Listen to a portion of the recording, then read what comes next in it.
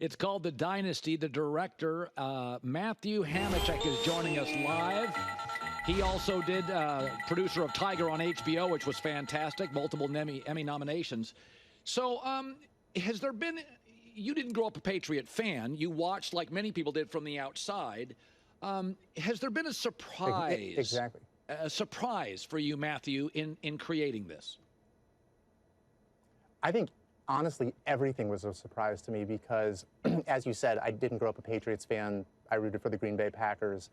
And so I knew sort of the headlines that we had all seen. But the thing that I did know is that the Patriots were a team that sort of always kept you at arm's length. So you were really never let inside the building. And when I finally got the opportunity to talk to the 70-plus, players and coaches and everybody else, I really got to listen and let them tell me their stories as opposed to sort of coming in with some kind of preconceived notion, about this is the way that I saw their story and I want them to talk about it the way that I saw it. It was really just listening because these were the guys that were sort of in the room when all these incredible decisions were made that led to great successes, but these were also the guys that were there when this thing sort of fell apart at the seams towards the end. So my perception is Brady is very authentic. Randy Moss, Ty Law, laugh out loud funny. Teddy Bruschi, and I know Teddy well. It's so fitting. He's so full of energy. And then Belichick, I feel like Belichick wants to be in it to sort of cover his butt, but he's a little defensive and a little grim. My takeaway is Belichick comes off as, okay, I'm going to do this thing. It doesn't feel like he's rah like everybody else who's really into the storytelling. What was your takeaway on Bill, the interview, and how it's come off? Yeah, it's interesting. I feel like we got a bunch of different sides of Bill. When, you think back to when he's telling the story of when he first he calls Randy Moss, and Randy's in a club, and this is sort of a story that's told between Randy Moss and Bill Belichick. He calls him because he says, it's time to come to New England, and Randy thinks that he's being pranked. He thinks that there's somebody trying to pretend to be Bill Belichick on the other end.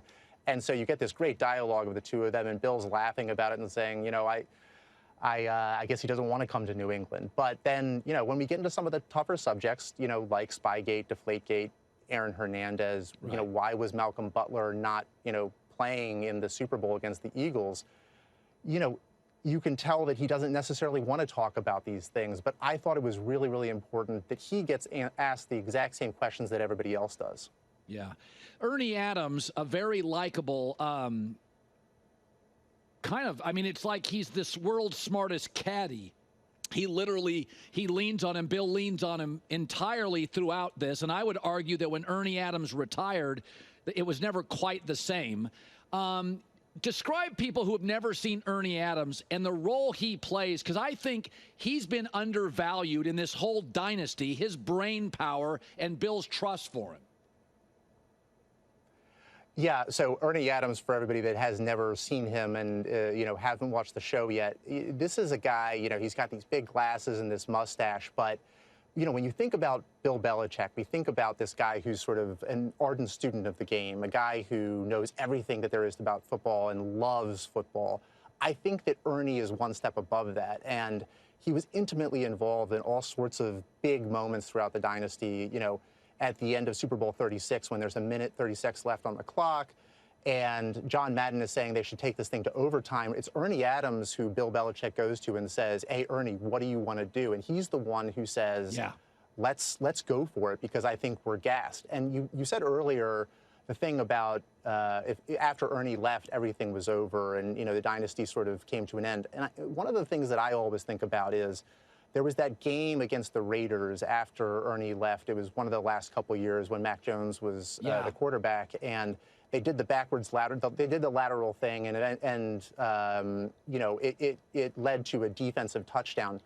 Ernie Adams was always the guy in everybody's ear saying, just be careful, make sure you kneel on it. It was game management, it was stuff like that. It was making sure everybody on the team was aware of the clock, and he would have been in everybody else's ear at that moment saying, just make sure if this happens, you take a knee and you don't let something like what transpired, happen. Jeff Benedict, obviously got approval from the Crafts. If there's any criticism, people have said it's from a Crafts perspective. Is that a fair criticism of the dynasty? I don't think it is. I think that the thing that was important to me is if you know anything about the Patriots, and I learned a lot as I told this story, was that over the years, there have always been specific lenses through which this story has been told. So, for example, Education of a Coach by Halberstam was written, and that was really the story of the beginning of the dynasty through Bill Belichick's eyes. And then, Tom Brady had his own documentary series. And the thing that we really set out to do was to let all 70-plus players and coaches and, front office execs and, Roger Goodell and the rivals and people who were tangentially connected all really have a say and let them tell their story through their perspective. What did Brady's title in Tampa, what did it mean for the legacy of New England? Will we find that out? Is that talked about? I don't think we go into what his time in Tampa means for the overall legacy, because in a lot of ways that's a sort of an intellectual conversation. I think what we always wanted to focus on is the characters and how they interacted with each other and bounced off of each other. And so, what we do document over the course of the last 3 episodes is that, how this thing came to an end and the tension that was in the building. And episode 9 in particular is one where you really get to go inside the room and hear what it was like as Bill and Tom's relationship starts to fall apart. Yeah. Aaron Hernandez is obviously was an unbelievable player and a very controversial part of what was a controversial dynasty. Was that difficult to ask about and probe about the Aaron Hernandez situation?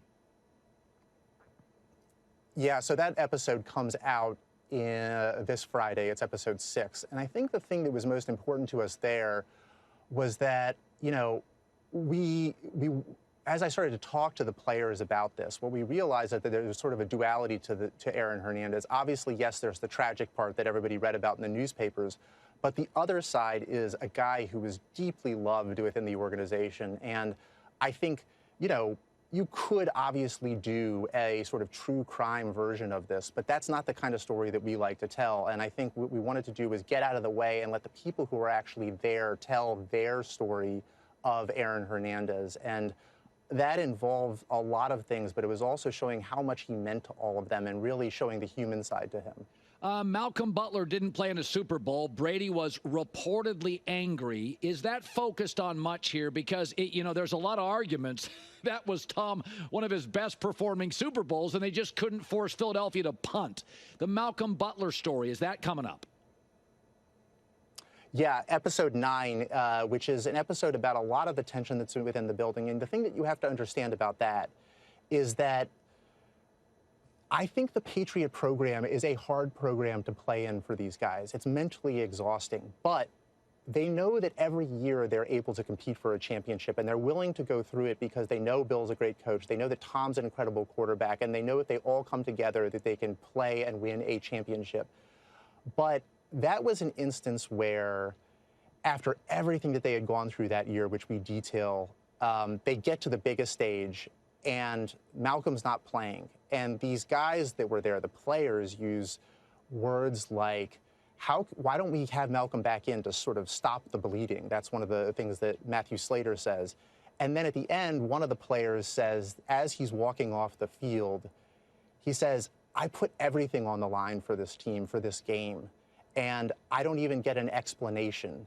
And I felt cheated, and I don't feel bad saying that. And we have a reporter, Nora Princiati, who was actually in the locker room, and she talks about how, and she's half joking, but I think there's some truth to it, is that it almost felt like there was a mutiny on the team at that point. Yeah, no, I think that's fair.